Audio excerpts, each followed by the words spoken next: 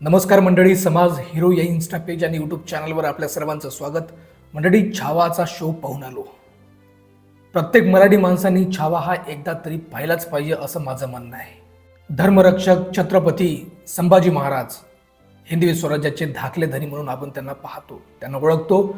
महाराष्ट्र किंवा मराठी जनता जरी त्यांचं कार्य, त्यांचा पराक्रम, एकूणच त्यांची हिस्टरी काय आहे, हिंदवी स्वराज्यासाठी त्यांनी काय केलं हे मराठी लोकांना, मराठी तरुणांना जरी माहीत असलं तरी त्यांचं कर्तृत्व या फिल्मच्या माध्यमातून का होईना पूर्ण हिंदुस्थानात गेलं पाहिजे. आता मंडळी, थोडंसं एका चांगल्या प्रेक्षकाच्या नजरेने हा चित्रपट पाहतो म्हटलं तर काही गोष्टी पटतात, काही गोष्टी पटत नाही, काही गोष्टी वेगळ्या वाटतात, काही गोष्टी खूप चांगल्या वाटतात. खूप मोठा डेटा असल्यामुळे चित्रपट दिग्दर्शक सुद्धा कन्फ्यूज झाला असेल की कुठला मुद्दा आपण या चित्रपटात घ्यावा, कुठला मुद्दा सोडून द्यावा. एका चांगल्या प्रेक्षकाच्या दृष्टीने म्हणता येईल किंवा बारकाईने जर पाहिलं तर स्क्रीन प्ले आणखी बेटर झाला असता असं मला वाटते. दुसरा मुद्दा आपण कॅरेक्टरायझेशनचा घेऊ. विकी कौशलच्या ॲक्टिंगमध्ये एक प्रकारचाही डाऊट नाही, म्हणजे 5 पैकी 5ची रेटिंग आपण या माणसाला देऊन टाका. हा माणूस डिरेक्टर्स ॲक्टर आहे, म्हणजे तो एक प्रकारचा मातीचा गोळा आहे. त्या मातीच्या गोळ्याला तुम्ही हवं तसं फिरवू शकता, हवं तसा आकार देऊ शकता. म्हणजे आत्तापर्यंत जेवढं काही त्याचं काम पाहिलं आपण, जेवढ्या काही बायोग्राफी त्याने केल्या आहे, जे जे कॅरेक्टर त्याने प्ले केलं आहे, त्या प्रत्येक कॅरेक्टरमध्ये आपल्याला विकी कौशल दिसत नाही. ज्या कॅरेक्टरची तो भूमिका निभावत असतो, करत असतो, तेच कॅरेक्टर आपल्यासमोर उभं असल्यासारखं दिसते. धर्मरक्षक छत्रपती संभाजी महाराजांची भूमिका केली, खुद्द राजे आपल्यासमोर उभे आहे असं काही काही दृश्यातून आपल्याला दिसते.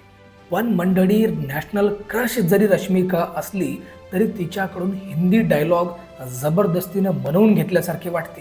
फ्लॅट चेहऱ्यावरून हिंदी डायलॉगचा आपल्या पुढे, आपल्यावर मारा झालेला आपल्याला कुठे कुठे जाणवतो. वाव वाटेल किंवा अंगावर शहारे आणतील असं आपल्याला बीट कुठं दिसत नाही, कुठं ऐकू येत नाही. माफ करा, रहमान साहेबाच्या म्युझिकला रिव्ह्यू करणं आपल्या बसची बात नाही किंवा आपण त्या लायकीचं, त्या पात्रतेचं नाही.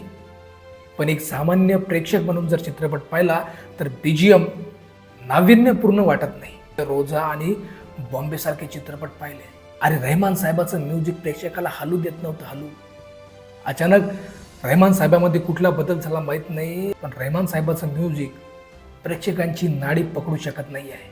मग असं वाटायला लागते की या चित्रपटाला अजय अतुल जर असते तर आणखी बेस्ट जमलं असतं.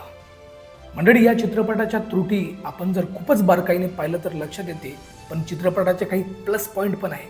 काही काही डायलॉग ऐकून आपल्या तोंडून वाव केव्हा निघते कळत नाही. काही काही डायलॉग ऐकून केव्हा आपण टाळी वाजून जातो आपल्याला कळत नाही.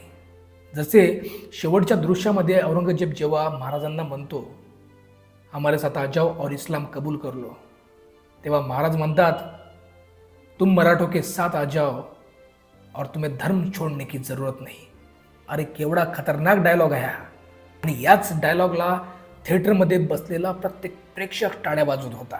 काही असो, या चित्रपटाला एक प्रेक्षक म्हणून न पाहता आपण जर महाराजांचे भक्त, त्यांच्यावर आपले असलेले प्रेम आणि त्यांच्या भावनेशी जुळत असलेली आपली भावना या एकूणच विचाराने, नजरेतून आपण पाहिला तर हा चित्रपट कुठल्याही ग्रँजर चित्रपटापेक्षा ग्रँजर वाटतो.